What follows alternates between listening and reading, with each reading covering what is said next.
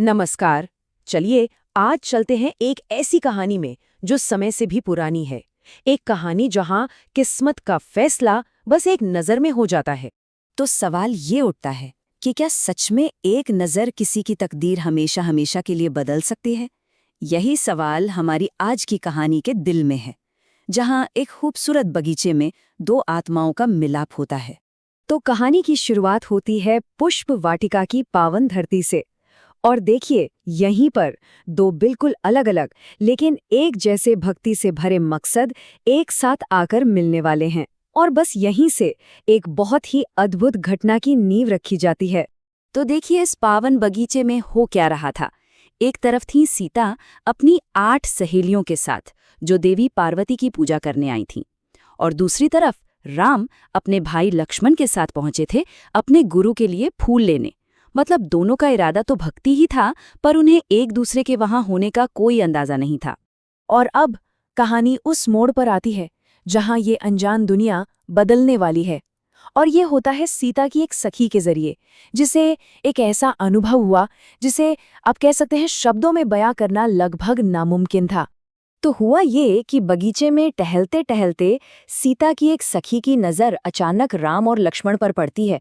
और उन्हें देखते ही वो जैसे सुध-बुध खो बैठती है। उसकी तो जैसे सांस ही रुक जाती है। और फिर एक अजीब सी मिली-जुली हालत में, जिसमें उत्साह भी था और घबराहट भी, वो भागकर बाकियों के पास पहुंचती है। जब सबने उससे पूछा, अरे क्या हुआ, क्या देखा, तो वो बस इतना ही कह पाई।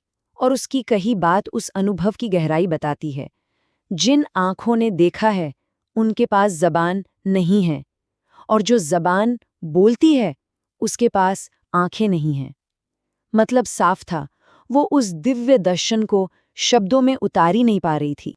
अब बाकी सहेलियां उसकी हालत देखकर समझने की कोशिश करने लगीं। उन्होंने अंदाजा लगाया कि अरे, ये तो वही दो राजकुमार होंगे जिनकी चर्चा पूरे नगर में हो रही है।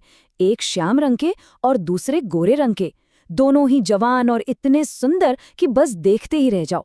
और जानते हैं, इस पूरे माहौल को एक गाने की लाइन में कितने खूबसूरत तरीके से पिरोया गया है। जिनकी चर्चा है कल से नगरिया में, वही आए सखी फुलवरिया में। बस यही वो पल था, उत्साह और किस्मत का वो पल, जिसने सीता जी को खुद जाकर देखने के लिए मजबूर कर दिया। तो अपनी सखी के कहने पर सीता जी एक बेल की ओट लेकर राम को देखती हैं। और उस एक पल में उन्हें ऐसा लगा जैसे जन्मों जन्मों से खोया हुआ कोई खजाना आज मिल गया हो। वो पहली नजर थी, एक दिव्य मिलन का पल। लेकिन रुकिए, यहाँ कहानी में एक छोटा सा ठहराव आता है। सीता जी का ये करना सिर्फ एक प्रेम कहानी का हिस्सा नहीं है, बल्कि ये धर्म के एक बहुत ही जरूरी नियम को भी हमारे सामने रखता है। सवाल ये है कि सीता जी ने देवी माँ की पूजा को बीच में रोककर राम को देखने का फैसला क्यों किया? क्या इसे पूजा से ध्यान का भटकना माना जाए? नहीं, बिल्कुल नहीं। असल में ये एक बहुत ही गहरे आध्यात्मिक शिष्टाचार का पालन था। देखिए, इस बात को समझने के लिए हमें श्रेष्ठ शब्द का मतलब जानना होगा। श्रेष्ठ मतलब कोई ऐसा व्यक्ति जो पूजनीय हो या आपसे बड़ा हो, जिसके आने पर आपको सम्मान दिखाने के लिए अपना काम बीच में रोकना पड़ता है। तो पूजा का धर्म भी यही सिखाता है। अगर पूजा के दौरान कोई श्रेष्ठ आ जाए तो आपको पूजा रोककर पहले उन्हें सम्मान देना चाहिए और फिर अपनी पूजा जारी रखनी चाहिए। काकभुशुंडी की कहानी इसका एक बहुत बड़ा उदाहरण है, जिन्हें अपने गुरु का आदर ना करने पर भगवान शिव से शाप मिला था। तो ये नियम बहुत जरूरी है। तो इस धर्म के पहलू को समझने के बाद चलिए वापस कहानी पर लौटते हैं। राम को देख लेने के बाद सीता जी अब एक नई समझ के साथ अपने दिल में अपनी प्रार्थना पूरी करने के लिए वापस आती हैं।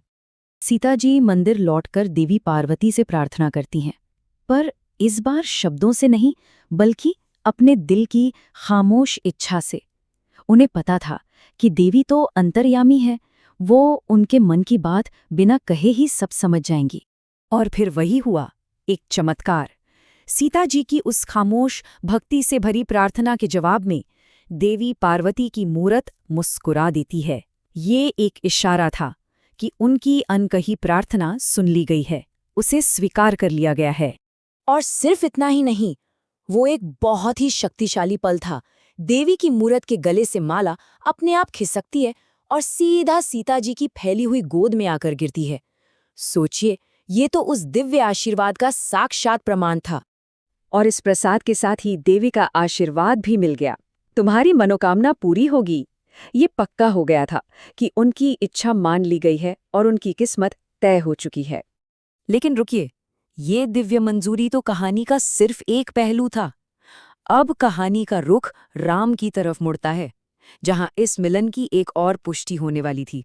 तो राम और लक्ष्मण फूल लेकर अपने गुरु विश्वामित्र के पास वापस लौटते हैं और वहां पहुंचकर राम उन्हें बगीचे में जो कुछ भी हुआ वो सब विस्तार से बताते हैं। और गुरु विश्वामित्र, जो कि सब पहले से ही जानते थे, वो मुस्कुराकर राम को अपना आशीर्वाद देते हैं। और ये दूसरा आशीर्वाद इस बात पर मुहर लगा देता है कि ये मिलन तो किस्मत में ही लिखा था और इसे देवी और गुरु दोनों की मंजूरी मिल चुकी है। और आखिर में ये कथा हमें एक बहुत गहरे सवाल के साथ छोड़ जाती है कि किस्मत क्या वो एक चुनाव है जो हम करते हैं, या फिर एक सच्चाई जिसे हम बस पहचान लेते हैं। शायद इस कहानी को देखकर तो यही लगता है कि ये इन दोनों का ही एक बहुत खूबसूरत संगम है।